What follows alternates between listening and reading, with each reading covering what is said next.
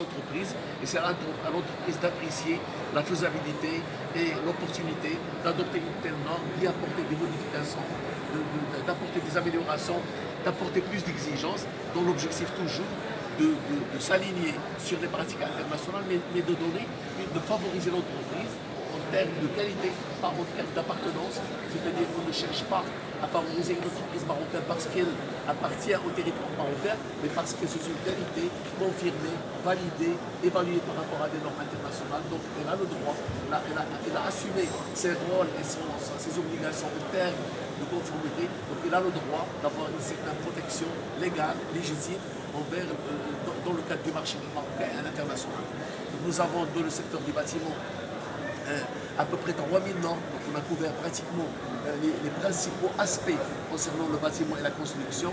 Nous avons au total au Maroc à peu près 17 000 normes marocaines qui sont en large concordance avec les normes internationales et européennes.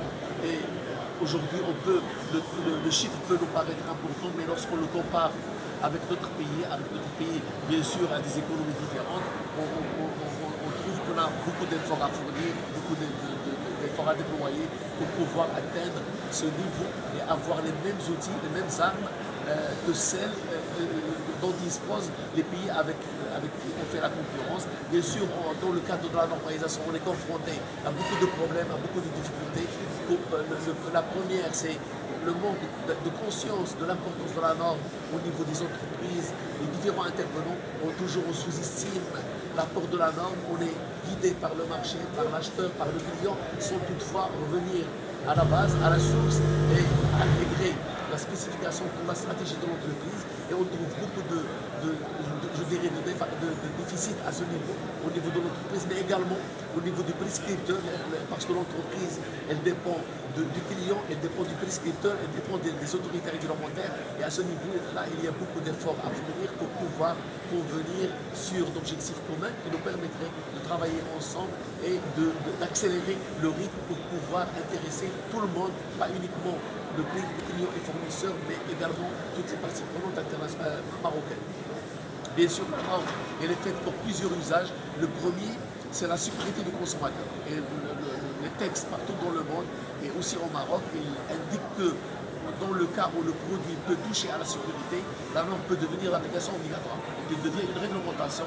Donc, son statut d'approche ou de méthode volontaire se transforme en obligation. Tous les responsables de la mise sur le marché d'un produit doivent la respecter. Et dans ce cadre, le ministère de l'Industrie, qui a la charge de contrôler la sécurité et la qualité des produits mis sur le marché, a rendu obligatoire une centaine de normes sur les matériaux de construction.